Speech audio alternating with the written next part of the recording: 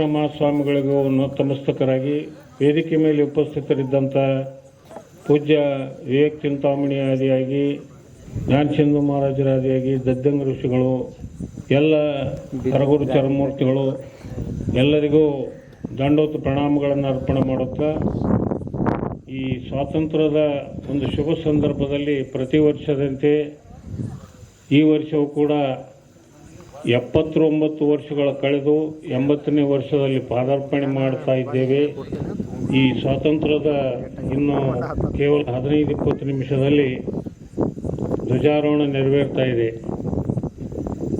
ನಮ್ಮ ಶ್ರೀಮಠದಲ್ಲಿ ನಾವು ಸುಮಾರು 35-40 ವರ್ಷ ಪರ್ಯಂತರವಾಗಿ ಈ ಧ್ವಜಾರೋಹಣ ಕಾರ್ಯಕ್ರಮವನ್ನು ಯಾರೂ ಇಲ್ಲದಾಗೂ ಕೂಡ ಪೂಜ್ಯ ಶಿವಯೋಗೇಶ್ವರ ಮಹಾಸ್ವಾಮಿಗಳ ಸಂಕಲ್ಪದಂತೆ ಅವರು ಚಿಕ್ಕವರಿದ್ದಾಗ ಅಂದರೆ ಸ್ವಾತಂತ್ರ್ಯ ಸಿಕ್ಕ ಸಮಯದಲ್ಲಿ ಸುಮಾರು ಅವರು 8 ವರ್ಷದವರು, ಈಗ 79 ವರ್ಷ ಗತಿಸಿ 80ನೇ ವರ್ಷದಲ್ಲಿ ಪಾದಾರ್ಪಣೆ ಮಾಡ್ತೀವಿ ಅಂದೇವು ಅಂತಂದ್ರೆ 87 ವರ್ಷ ಶ್ರೀಗಳಿಗೆ ಆಯುಷ್ಯ. 87 ಮುಗಿದು 88 ವರ್ಷ ಪ್ರಾರಂಭ ಆಗ್ತಾಯಿದೆ.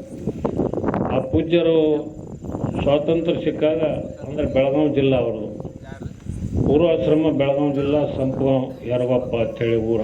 ಅಲ್ಲಿ ಏನದ 8 ವರ್ಷದವರಿದ್ದಾಗ ಒಂದು ಬಡಗಿ ಚುಚ್ಚಿ ಅಲ್ಲಿ ಸ್ವಾತಂತ್ರ್ಯದ ಒಂದು ಅವಾಗ ಏನು ಈಗ ನಂಗೆ ರೆಡಿಮೇಡ್ ಸಿಗ್ತಿದ್ದಿಲ್ಲ, ಒಂದು ಅರಿವಿ ತಗೊಂಡು ಏನದ ಅವಾಗ ಧ್ವಜಾರೋಹಣ ಏನದ ಮಾಡಿದ್ರು ಅಂತೇಳಿ ಹೇಳ್ತಿದ್ರು ಅವರು. ಯಾಕಂತಂದ್ರೆ ಏನದ ಮೊದಲ ದೇಶ ಇದ್ದರೆ ಏನದ ನಾವು ಅದರ ಸಲುವಾಗಿ ಏನದ ಈ ರಾಷ್ಟ್ರ ಪ್ರೇಮ ಅನ್ನೋದು ಪ್ರತಿಯೊಬ್ಬರಲ್ಲಿ ಇರಬೇಕು ಅನ್ನುವಂಥ ಒಂದು ಅಭಿಲಾಷೆ ಇರ್ತದಲ್ಲ. ಹಂಗೆ ಏನದ ಅವರು ಸನ್ಯಾಸಿಗಳಾದರೂ ಕೂಡ ಏನದ ಶ್ರೀಮಠದಲ್ಲಿ ಅದನ್ನು ಚಾಚು ತಪ್ಪದೆ ನಡೆಸುವತ್ತು ಬಂದಿದ್ದಾರೆ. ಈ ಧ್ವಜಾರೋಹಣದ ಮಹತ್ವ ಏನು ಅಂತಂದ್ರೆ ಇಡೀ ರಾಷ್ಟ್ರಾದ್ಯಂತ ಇದು ಒಂದು ಏನದ ರಾಷ್ಟ್ರೀಯ ಹಬ್ಬಗಳು ಅಂತೇಳಿ ಹೆಸರಾಗ್ಯಾವ.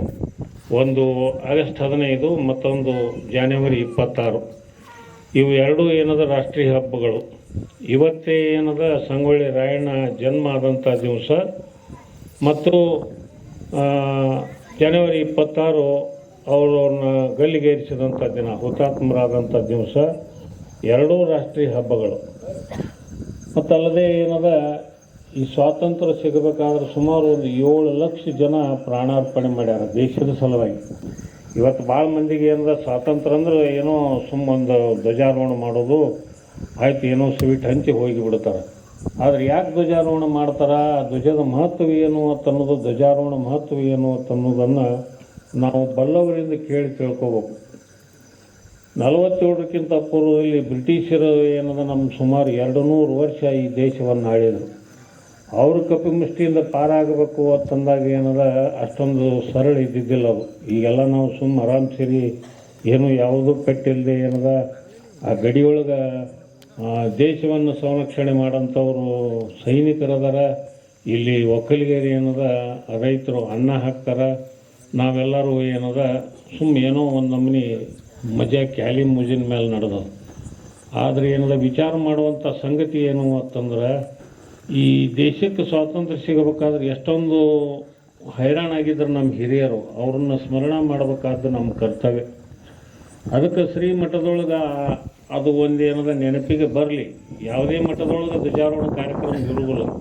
ಆ ಧರ್ಮ ಧ್ವಜಾರೋಹಣ ಅಂತೇಳಿ ಸ್ವಾಭಾವಿಕ ಮಾಡ್ತಿರ್ತಾರೆ. ಆ ಮತ್ತು ಬೇರೆ ಇದು ಒಂದು ಈ ಮಠದ ವಿಶೇಷತೆ ಅಂತಂದ್ರೆ ಬರುವಂಥ ಮುಂದಿನ ಪೀಳಿಗೆ, ಮುಂದಿನ ಯುವಕರಲ್ಲಿ ರಾಷ್ಟ್ರಪ್ರೇಮ ಬೆಳೆಸಬೇಕು ಅನ್ನೋ ಸಲುವಾಗಿ ಸುಮಾರು ಬ್ರಿಟಿಷರ ಸಮಯದೊಳಗೆ ಸಿದ್ಧಾರೂಢರು, ಪೂಜ್ಯ ದೊಡ್ಡ ಜಗದ್ಗುರುಗಳ ಅಂತೇಳಿ ಹೆಸರಾದಂಥ ಹುಬ್ಬಳ್ಳಿ ಸಿದ್ಧಾರೂಢರು ಕೂಡ ಏನದ ಆವಾಗ 1920ನೇ ಸಮಯದೊಳಗೆ 20ನೇ ಇಸ್ವಿ ಅಂದ್ರೆ ಸುಮಾರು ಈಗ ಎಷ್ಟು ವರ್ಷ ಆಗ್ತದೆ ಲೆಕ್ಕ ಹಾಕಿರಿ ನೀವು. ಆವಾಗ ಏನದ 100 ವರ್ಷದ ಹಿಂದಿನ ಮಾತು ನಾ ಹೇಳೋದು. ಆವಾಗ ಬ್ರಿಟಿಷರ ವಿರುದ್ಧ ಯಾರೂ ಸಭಾದ ಅಧ್ಯಕ್ಷತೆ ತೊಗೊಳಕ್ಕೆ ತಯಾರಾಗಿದ್ದಿಲ್ಲ. ಅವರು ಕೂಡ ಏನದ ದೇಶ ಇದ್ದರೆ ನಾವು ಇರ್ಲಾಕ್ಕೆ ಬರ್ತದೆ ಅಂಥೇಳಿ ಅಲ್ಲಿ ಹುಬ್ಬಳ್ಳಿ ಒಳಗೆ ಅಧ್ಯಕ್ಷತೆ ವಹಿಸಿದ್ರು ಲೋಕಮಾನ್ಯ ತಿಲಕರು ಬಂದ ಹೊತ್ತಿನಾಗ. ಅದಕ್ಕೆ 7 ಲಕ್ಷ ಜನ ಏನದ ಅಂದ್ರೆ ಇನ್ಕ್ಲೂಡಿಂಗ್ ಪಾಕಿಸ್ತಾನ, ಬಾಂಗ್ಲಾ ಇವತ್ತೇನು ನಮ್ಮಿಂದ ಒಡೆದುಕೊಂಡು ಹೋದು ಅಖಂಡ ಭಾರತದೊಳಗೆ ಅವಾಗೂ ಸಾಕಷ್ಟು ಜನ ಮುಸ್ಲಿಂ ಸಮಾಜದವರು ಕೂಡ ಏನದ ಈ ದೇಶದ ಸಲುವಾಗಿ ಹೋರಾಟ ಮಾಡಿದರು ಅನ್ನುವಂಥ ಮಾತನ್ನು ಕೂಡ ಏನದ ನಾವು ನೆನಪಿಸ್ಬೇಕಾಗ್ತದೆ. ಮತ್ತು ನಮ್ಮ ಕರ್ನಾಟಕದ ಇವತ್ತು ಈ ಜಂಬಿಗಳಿಗೂ ಏನದ ದೇಶಮುಖರ ಮಂತನ್ನು ಕೂಡ ಏನದ ಅಂದರೆ ಕಿತ್ತೂರು ಚೆನ್ನಮ್ಮನ ವಂಶಸ್ಥರು. ಕಿತ್ತೂರು ಚೆನ್ನಮ್ಮ 1824 ಏನದ ಯುದ್ಧದೊಳಗೆ ನೀವೆಲ್ಲ ಕೇಳಿರಿ. ಅವು ಹೆಂಡಿ ರಾಡಿ ಹಾಕಿ ಮದ್ದ ಗುಂಡ ಏನದ ಹಾರ್ಲಾರ್ದಂಗೆ ಮಾಡಿ ಇವ್ರನ್ನ ಅರೆಸ್ಟ್ ಮಾಡಿದರು. ಸುಮಾರು 102 ವರ್ಷದಿಂದ 1824 ಹಿಡಿದಿಂದ 29 ಅವ್ರು ಏನದ ಪ್ರಾಣ ಕೊಡ್ತಾರೆ ಬೈಲೊಂಗಲ್ ಜೈಲಿನೊಳಗೆ. ಇಂಥ ಎಷ್ಟೋ ರಾಜ ಮಹಾರಾಜರು ಅಂದ್ರೆ ಎಷ್ಟಂದ್ರೆ ಸುಮಾರು 576-80 ಪ್ರಾಂತೀಯ ಅರಸರು ಇವ್ರು ಯಾರೂ ಒಕ್ಕಟ್ಟಿದ್ದಿದ್ದಿಲ್ಲ ಒಬ್ರಿಗೊಬ್ರು. ಅವಾಗ ಅವ್ರು ಏನು ಮಾಡ್ತಿದ್ರು ಅಂತಂದ್ರೆ ಇಬ್ಬರು ಜಗಳ ಮೂರನೇದವ್ರು ಲಾಭ ಅಂಥೇಳಿ ಇಲ್ಲಿಯವ್ರಿಗೆ ಏನದ ಜಗಳ ಹಚ್ಚಿಬಿಡ್ತಿದ್ರು. ಹತ್ತಣ ಅವಾಗ ಏನು ಹೇಳೋರು, ನೀವಿಬ್ಬರು ಒಂದಾದ್ರೆ ನಾವು ನಿಮ್ಗೆ ದೇಶ ಬಿಡ್ತೀವಿ, ನಿಮ್ಮ ಸಂಸ್ಥಾನ ಬಿಡ್ತೀವಿ ಅಂತ ಹೇಳಿಬಿಡೋರು. ಅಲ್ಲಿದಲ್ಲೇ ರಾಜರಿಗೆ ಹಚ್ಚಿಬಿಡ್ತೀವಿ. ಅದು ಏನಾಗಿಬಿಡ್ತಿತ್ತು, ಇವ್ರಿಗೂ ಒಕ್ಕಟ್ಟಾಗ್ತಿದ್ದಿಲ್ಲ. ಹಿಂಗೆ ಎಷ್ಟೋ ಹೋಗಿಬಿಟ್ಟಿದ್ದು. ಸುಮಾರು 200 ವರ್ಷ 100 ವರ್ಷ 200 ವರ್ಷ ಹೋದ ನಂತರದೊಳಗೆ ಏನದ ಮಾನ್ಯ ಜವಾಹರ್ಲಾಲ್ ನೆಹರು ಅವರು ಪಂಚಮ ಜಾರ್ಜ್ ಅಂಥೇಳಿ ಅಲ್ಲಿ ಏನದ ಲಂಡನ್ದೊಳಗೆ ಸಾಲಿ ಕಲಿ ಒಳಗೆ ಇವರಿಗೆ ಅವೆಲ್ಲ ನಕಲುಗಳನ್ನು ತಗೊಂಡು ಬಂದರು. ಇವು ನಮಗೂ ಈ ವಿಷಯ ಗೊತ್ತಿದ್ದಿದ್ದಿಲ್ಲ. ದೊಡ್ಡ ಶ್ರೀಗಳು ಹೇಳ್ತಿದ್ರು. ಭಾಳ ಮಂದಿಗೆ ಹಳೆ ಇತಿಹಾಸ ಗೊತ್ತಿರೋದಿಲ್ಲ.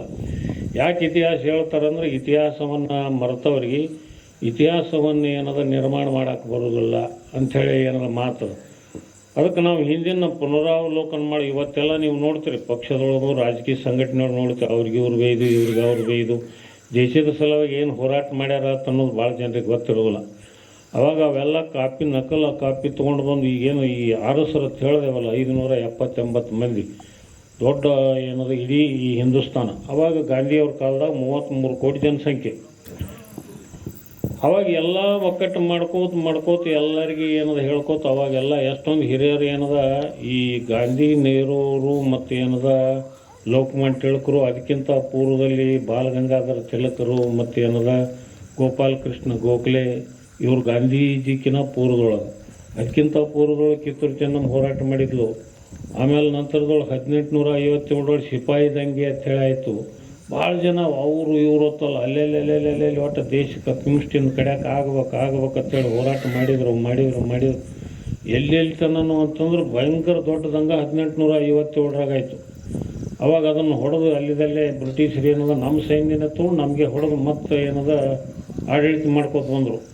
ಅಂದ್ರೆ 1857ರಿಂದ 1947 ಅಂದ್ರೆ 90 ವರ್ಷ ಪರ್ಯಂತರ ಮತ್ತು ಅದಕ್ಕಿಂತ ಮೊದಲು 100 ವರ್ಷ ಆಗಿದ್ದು ಬೇರೆ. ಕಡೀಗ 47 ಎಲ್ಲರೂ ಒಪ್ಪಿದ್ರು. 3 ಮಂದಿ ಒಪ್ಪಿದ್ದಿಲ್ಲ. ಯಾರಂತಂದ್ರೆ ಕಾಶ್ಮೀರ್ ಹರಿಸಿಂಗ, ಪಟಿಯಾಲ ನವಾಬ ಮತ್ತು ಹೈದರಾಬಾದ್ ನವಾಬ. ಇವರು 3 ಮಂದಿ ಒಪ್ಪಿದ್ದಿಲ್ಲ. ಈಗೇನು ಹೈದರಾಬಾದ್ ಕರ್ನಾಟಕ ಅಂತ ಹೇಳ್ತಾರಲ್ಲ, ಗುಲ್ಬರ್ಗ, ಬಳ್ಳಾರಿ, ರಾಯಚೂರು, ಬೀದರ್.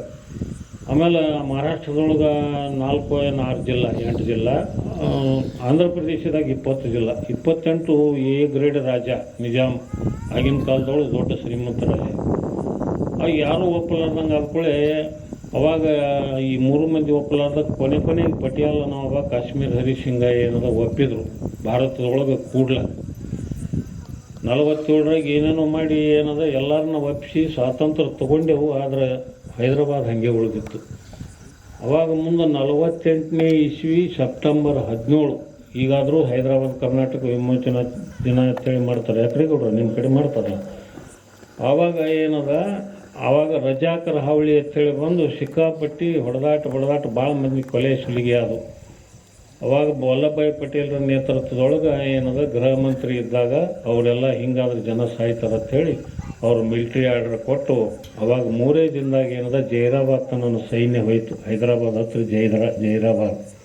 ಅವಾಗ ಆ ಸೈನ್ಯ ಹೋಗಿ ಇಲ್ಲಿ ನಮ್ಮ ಹಿಂದೂಸ್ತಾನ ಸೈನ್ಯ ಹೋಗಿ ಹೊಡೆದಾಗ ಅವಾಗ ಏನದ ಹೈದರಾಬಾದ್ ನವಾಬ್ ಏನು ಮಾಡ್ತಾರೆ, ನಾವು ಶರಣಾಗತ ಆಗೀವಿ, ಎಲ್ಲರೂ ಶಾಂತಿ ಕಾಯ್ಕೋರಿ ಅಂಥೇಳಿ ಡೆಕ್ಕನ್ ರೈಲ್ವೆ ಅಂತೇಳಿ ಇರ್ತಾರೆ. ಅವಾಗ ಈಗ ಹೆಂಗೆ ಆಲ್ ಇಂಡಿಯಾ ರೇಡಿಯೋ ಅಂತಾರೆ, ಅಲ್ಲಿ ಡೆಕ್ಕನ್ ರೈಲ್ವೆ ಅವ್ರು ಅದ್ರಾಗ ಬಂದು ಅನೌನ್ಸ್ ಮಾಡಿ ನಾವು ಸೋತೀವಿ, ಹಿಂದೂಸ್ತಾನದೊಳಗೆ ಇದಾಗ್ತದೆ ಅಂಥೇಳಿ ಅಂದಾಗ ಏನದ ಈ ಅಖಂಡ ಭಾರತ ಅಂಥೇಳಿ ಒಂದು ಏನದ ಆವಾಗಿನಿಂದ ಏನದ ಇದು ಪೂರ್ಣ ಭಾರತ ಅಂಥೇಳಿ ತಂದರು. ಅದಕ್ಕಿಂತ ಪೂರ್ವದೊಳಗೆ ಭಾರತದೊಳಗೆ ಇದ್ದಂಥ ಪಾಕಿಸ್ತಾನ ಮತ್ತು ಏನದ ಇಂದಿರಾ ಗಾಂಧಿ ಅವ್ರ ಕಾಲದಾಗ ಪಾಕಿಸ್ತಾನದೊಳಗೆ ವಿಭಾಗ ಆಗಿ ಬಾಂಗ್ಲಾದೇಶ ಅಂತೇಳಿ ಸ್ವಾತಂತ್ರ್ಯಕ್ಕೆ ಅನುಕೂಲ ಮಾಡಿಕೊಟ್ರು ಅಂತೇಳಿ ಅನ್ನುವಂಥದ್ದನ್ನು ನಾವು ನೆನಪಿಸ್ಬೇಕಾಗ್ತದೆ.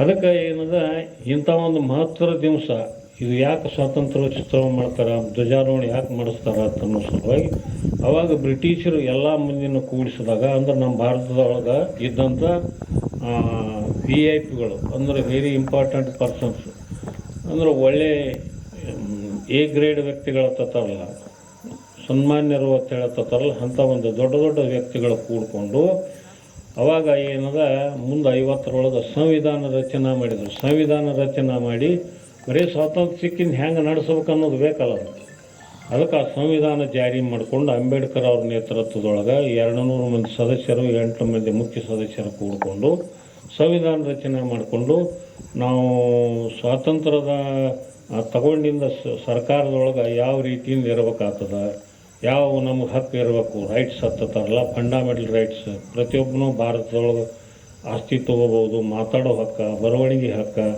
ತನ್ನ ತಾನು ರಕ್ಷಣೆ ಮಾಡ್ಕೊಳ್ಳೋ ಹಕ್ಕು, ಇಂಥವೆಲ್ಲನೂ ಹಲವಾರು ಬೃಹತ್ ಏನದ ತಯಾರು ಮಾಡಿಕೊಂಡು ಅವಾಗ ಸಂವಿಧಾನ ಜಾರಿ ಮಾಡಿದರು. ಅದು ಜನವರಿ 26 ಅಂತೇಳಿ ಅದನ್ನೊಂದು ರಾಷ್ಟ್ರೀಯ ಹಬ್ಬ ಮಾಡಿದರು. ಇದು 47ನೇ ಇಸ್ವಿದೊಳಗಿಂದು ಇದು ಒಂದು ಏನದ ಈ ಹಬ್ಬ ಸ್ವಾತಂತ್ರ್ಯೋತ್ಸವ ಹಬ್ಬ ಅಂಥೇಳಿ ಆಚರಣೆಗೆ ತಂದರು. ಅದನ್ನು ನೆನಪಿಸೋ ಸಲುವಾಗಿ ಇವತ್ತಿನ ಮಂದಿಗೆ ಬರೀ ಒಂದು 4 ಮಾತು ಏನದ ನೆಹರು, ಗಾಂಧಿ, ಅಬ್ದುಲ್ ಕಲಾಂ ಆಜಾದ, ಒಂದು 4-8 ಸುಭಾಷ್ ಚಂದ್ರ ಬೋಸ್ ಹಿಂಗೆ ಏನದ ಹೇಳ್ಕೋತ ಹೋಗ್ತಾರೆ. ಆದರೆ ಯಾಕೆ ಮಾಡ್ತಾರೆ ಅನ್ನೋದು ಗೊತ್ತಿಲ್ಲ. ಸ್ವಾತಂತ್ರ್ಯದಿಂದ ಮಹತ್ವ ಏನು ಅನ್ನೋದು ಭಾಳ ಜನರಿಗೆ ಗೊತ್ತಿಲ್ಲ. ಏನೋ ಭಾಷಣ ಕೇಳ್ತಾರೆ ಹೋಗ್ತಾರೆ. ಯಾಕಂದ್ರೆ ರಾಷ್ಟ್ರ ಪ್ರೇಮ ಅನ್ನೋದು ಮೊದಲು ಬೇಕಾಗ್ತದೆ. ನಮ್ಮಲ್ಲಿ ಎಲ್ಲರಲ್ಲಿ ಏನದ ಸನ್ಯಾಸಿಗಳು ಹಿಡಿದು ಅದು ಗೊತ್ತಾಗಲಿ ಅನ್ನೋ ಸಲುವಾಗಿ ಏನದ ಶ್ರೀಗಳು ಶಿವಯೋಗೀಶ್ವರ ಮಹಾಸ್ವಾಮಿಗಳು ಅದರ ಒಂದು ಏನದ ದ್ಯೋತಕ ಅದು ತಿಳಿಲಿ ಅನ್ನೋ ಸಲುವಾಗಿ ಸಣ್ಣ ಸಣ್ಣವರಿಗೆ ಈ ವಿಷಯ ಗೊತ್ತಾಗಲಿ ಅನ್ನೋ ಸಲುವಾಗಿ. ಯಾಕಂತಂದ್ರೆ ಏನದ ರಾಜಕಾರಣ ಹೆಂಗದ ಅಂತಂದ್ರೆ ಏನದ ರಾಜಕಾರಣ ಮತ್ತು ಧರ್ಮ ಇವೆರಡೂ ಏನದ ಒಂದೇ ನಾಣ್ಯದ 2 ಮುಖಗಳು ಅಂತ ಹೇಳ್ತಾರೆ. ಬರೀ ರಾಜಕೀಯ ಮಾಡಿದ್ರೆ ಅರ್ಥ ಇಲ್ಲ, ಬರೀ ಧರ್ಮ ಅಂತಂದ್ರೂ ಅಲ್ಲ. ಬರೀ ಏನದ ನಾವು ಸತ್ಯ ಹೇಳ್ಕೊತೀವಿ ಅಂದ್ರೆ ಯಾವ ರೀತಿ ಸತ್ಯ ಆಚರಣೆ ಮಾಡ್ಬೇಕನ್ನೋದು ಆ ಧರ್ಮದಿಂದ ನಡೆದಾಗ ಮತ್ತೇನದ ಮುಂದೆ ರಾಜಕಾರಣದೊಳಗೆ ಇವತ್ತಿನ ರಾಜಕಾರಣ ನೀವು TV ಒಳಗೆ ಪೇಪರ್ದೊಳಗೆ ಬೇಕಾದ ಕಡೆ ನೋಡ್ತೀರಿ ನೀವು. ಅಲ್ಲಿ ಹೆಂಗೆ ನಡೀತದೆ ಇವತ್ತು ನಮ್ಮ ಜನಪ್ರತಿನಿಧಿಗಳು ಆರಿಸಿ ಹೋದವ್ರು ಯಾವ ರೀತಿ ಇರ್ತಾರೆ, ಹೆಂಗೆ ಅಧಿಕಾರ ಕಬಳಿಸ್ತಾರೆ ಅನ್ನೋದು ಹಿಂದೂ ಇತ್ತು ಖರೆ ಇಲ್ಲ ಅನ್ನೋದಿಲ್ಲ, ಅವಾಗೂ ಇಲ್ಲತ್ತಲ್ಲ. ಆದರೆ ಎಟ್ಟೆಯಲ್ಲಿ ಏನದ ಭಾಳ ಧರ್ಮ ಹಿಡಿತಿದ್ರು. ಈಗೇನು ಧರ್ಮ ಹಿಡ್ದಂಗೆ ಮಾಡಿರ್ತಾರೆ ಮ್ಯಾಲ, ಆದರೆ ಏನದ ಒಳಗೆ ನಡೀದಿಲ್ಲ. ಹೀಗಾಗಿ ಏನದ ಒಬ್ಬ ಒಳ್ಳೆ ಸತ್ಪ್ರಜೆ ತಯಾರಾಗಬೇಕು ಅಂತಂದ್ರೆ ಧರ್ಮವಂತ ಬೇಕು. ಧರ್ಮ ಅಂದ್ರೆ ಎದಕ್ಕೆ ಥರ ಅಂತಂದ್ರೆ ಸತ್ಯ ಅಥವಾ ಏನದ ದಯ. ಇವು ಏನದ ದಯವಿಲ್ಲದ ಧರ್ಮ ಅದಾವು ದಯ ಅಂತ ಬಸವಣ್ಣ ಹೇಳ್ತಾರಲ್ಲ, ಹಂಗೆ ನಮ್ಮಲ್ಲಿ ದಯ, ಅಂತಃಕರಣ, ಸತ್ಯ, ಅಹಿಂಸೆ ಇವೆಲ್ಲ ಏನದ ಗುರು ಸಾನ್ನಿಧ್ಯದೊಳಗೆ ಇದ್ದಾಗ ಏನದ ಬರ್ತದೆ. ಹಾಗೆ ನಮ್ಮಷ್ಟಕ್ಕೆ ನಾವು ಅಂತಂದ್ರೆ ಗೊತ್ತಾಗೋದಿಲ್ಲ. ಅದರ ಸಲುವಾಗಿ ಪ್ರತಿಯೊಬ್ಬರು ಹಿಂದಕ್ಕೆ ನಮ್ಮಲ್ಲಿ ಶೈಕ್ಷಣಿಕ ವ್ಯವಸ್ಥೆ ಹೆಂಗಿತ್ತಂದ್ರೆ ಸನ್ಯಾಸಿಗಳೇ ಒಂದು ಮಠದೊಳಗೆ ಒಂದು ಋಷಿ ಪರಂಪರೆಯೊಳಗೆ ಹಿಂಗೆ ನಡಿಬೇಕು. ಅಂದ್ರೆ ಮೊದಲ ನೀನು ಏನದ ತಂದೆ ತಾಯಿ ಅಣ್ಣ ತಮ್ಮರು ನಿಮ್ಮ ಮನೆ ಆಜು ಬಾಜು ಊರ ಇವು ಪ್ರೇಮಿಸಬೇಕು, ಒಬ್ರಿಗೊಬ್ರು ದ್ವೇಷ ಮನೋಭಾವ ಆಗಬಾರ್ದು, ಇವೆಲ್ಲ ಎಲ್ಲ ಕಲಿಬೇಕು ಅಂಥೇಳಿ ಆ ಋಷಿಗಳು ನಮಗೆಲ್ಲ ಕಲಿಸ್ತಿದ್ರು. ಅವೇ ಮುಂದೆ ಏನದ ಬರ್ಬರ್ತಾ ಏನದ ಅಲ್ಲೆಲ್ಲೆಲ್ಲಿ ಎಲ್ಲ ಮಠಾಧೀಶರು ಏನದ ಬರ್ಬರ್ತಾ. ಈಗ ಉದಾಹರಣಾರ್ಥವಾಗಿ ಸಂಗನ ಬಸವೇಶ್ವರಗಳು, ಲಿಂಗೈಕ್ಯ ಸಂಗನ ಬಸವೇಶ್ವರಗಳು ಅವ್ರು ನಮ್ಮಲ್ಲಿ ಶೈಕ್ಷಣಿಕ ಕ್ರಾಂತಿ ಮಾಡಿದರು. ಬಿಜಾಪುರ ಜಿಲ್ಲಾ, ಗುಲ್ಬರ್ಗ ಜಿಲ್ಲಾ, ಮಹಾರಾಷ್ಟ್ರಾದ್ಯಂತವಾಗಿ ಬೆಳಗಾವಿ ಜಿಲ್ಲಾ, ಉತ್ತರ ಕರ್ನಾಟಕದಾಗ ಹೆಚ್ಚು ಕಮ್ಮಿ ಏನದ ಇವತ್ತು BLD ಆಗಬೇಕಾದ್ರೆ ಅವ್ರದ್ದೇ ಒಂದು ದೊಡ್ಡ ಪುಣ್ಯ. ಯಾಕಂದ್ರೆ ಸುತ್ತಮುತ್ತ ಇಲ್ಲೇ ಹತ್ತರ್ಗ ನೋಡ್ತೀರಿ, ಎಲ್ಲೆಲ್ಲಿ ಪುರಾಣಕ್ಕೆ ಹೋಗ್ತಿದ್ರು ಅಲ್ಲೆಲ್ಲಿ ಏನದ ಅವರು ಆ ದುಡ್ಡು ತೊಗೊಂಡು ನೀವೇನೋ ಒಂದು ಶಾಲೆ ತಯಾರಾಗಪ್ಪ ಅಂತೇಳಿ ಊರಿನ ಮುಖಂಡರಿಗೆ ಹೇಳಿ ಹೋಗ್ತಿದ್ರು. ಅವಾಗ ಏನದ ನಮ್ಮಲ್ಲಿ ಶೈಕ್ಷಣಿಕ ಕ್ರಾಂತಿಯಾಗಿ ಶಿಕ್ಷಣ ಕಲಿತು ಎಲ್ಲರಿಗೂ ಏನದ ಅಕ್ಷರಾಭ್ಯಾಸ ಬಂತು. ಅಕ್ಷರಾಭ್ಯಾಸ ಆಮೇಲೆ ಅಕ್ಷರಾಭ್ಯಾಸದ ಜೊತೆಗೆ ಏನದ ಸಂಸ್ಕಾರ ಬೇಕಾಗ್ತದೆ. ಬರೀ ಅಕ್ಷರ ಕಲ್ತೇವೆ ಅಂತಂದ್ರೆ ಅಲ್ಲ, ಆ ಸಂಸ್ಕಾರ ಏನದ ಇಂಥ ಮಠಾಧೀಶರ ಸಾನ್ನಿಧ್ಯದೊಳಗೆ ಇದ್ದೇವು ಅಂತಂದಾಗ ನಮ್ಗೆ ಸ್ವಾತಂತ್ರ್ಯೋತ್ಸವ ಮತ್ತು ಧರ್ಮದಿಂದ ನಡೆದು ಇವೆಲ್ಲ ಗೊತ್ತಾಗ್ಲಿಕ್ಕೆ ಚಾಲು ಮಾಡ್ತಾವೆ.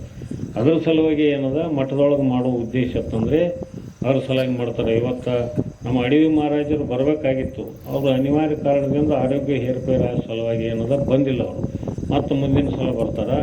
ಅದಕ್ಕೆ ಏನದ ಅವಾಗ ಅವ್ರ ಅನುಪಮ ಸ್ಥಿತಿಯೊಳಗೂ ಕೂಡ ಏನದ ಪೂಜ್ಯ ವಿವೇಕ ಚಿಂತಾಮಣಿ ಮಹಾರಾಜರು, ಜ್ಞಾನ ಸಿಂಧು ಮಹಾರಾಜರು, ದಜ್ಜಂಗ ಮಹಾರಾಜರು ಎಲ್ಲ ಏನದ ನಮ್ಮ ನಾಗಲಿಂಗ ಶಿವಗಳು ಎಲ್ಲರೂ ಏನದ ಕೂಡ್ಕೊಂಡು ಇವತ್ತು ಕರಡಿ ಮಜಲ ಮತ್ತು ಹಬ್ಬದ ವಾತಾವರಣ ಆಗಸ್ಟ್ 15 ಹಬ್ಬದ ವಾತಾವರಣ ನಮ್ಮ ಶ್ರೀಮಠದೊಳಗೆ ತಾವೆಲ್ಲ ಇಲ್ಲಿ ತನೂ ನೋಡಿದ್ರು. ಭಾಳ ಸುಂದರವಾಗಿ ಏನದ ಇಂಥ ಒಂದು ಕಾರ್ಯಕ್ರಮ ಏನದ ನಡೆಸಿಕೊಟ್ರು. ಅದಕ್ಕೆ ಸಮಯ ಆಗ್ತಾ ಬಂದದ.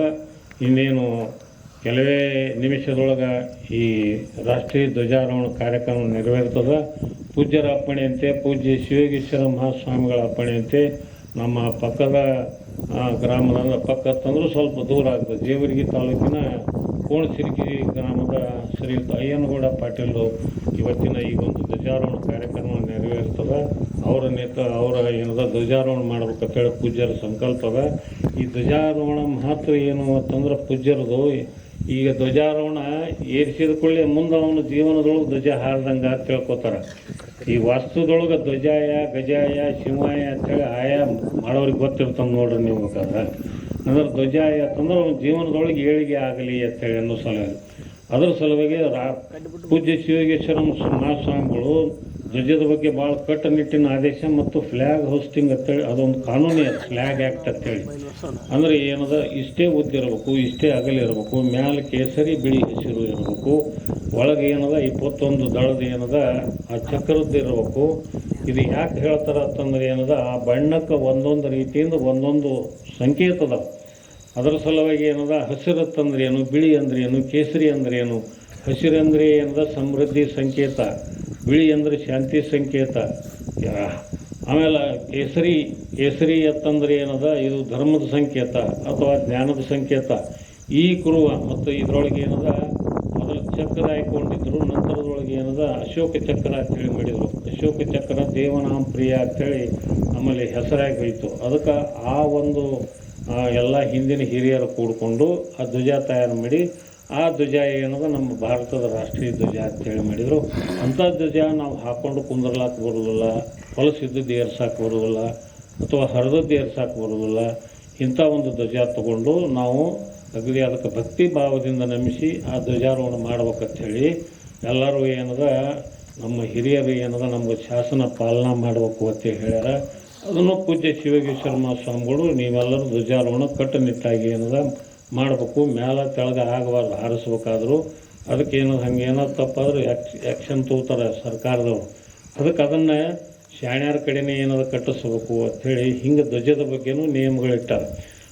ಇವತ್ತು ಏನದ ಅಂಥ ಒಂದು ಧ್ವಜಾರೋಹಣ ಅಂದ್ರೆ 80ನೇ ವರ್ಷದ ಧ್ವಜಾರೋಹಣ, ರಾಷ್ಟ್ರೀಯ ಧ್ವಜಾರೋಹಣ, ಭಾರತದ ಸ್ವಾತಂತ್ರ್ಯೋತ್ಸವ ಸಂಗ್ರಾಮದ ಈ ಒಂದು ರಾಷ್ಟ್ರೀಯ ಹಬ್ಬವನ್ನು ನಾವು ಏನದ ಶ್ರೀಮಠದಲ್ಲಿ ಇವತ್ತು ಧ್ವಜಾರೋಹಣ ಕಾರ್ಯಕ್ರಮವನ್ನು ಪೂಜ್ಯರ ಅಪ್ಪಣೆಯಂತೆ ಎಲ್ಲ ಪೂಜ್ಯರ ಅಪ್ಪಣೆಯಂತೆ ಈ ಧ್ವಜಾರೋಹಣ ಕಾರ್ಯಕ್ರಮ ನೆರವೇರ್ತಾ ಇದೆ. ಈ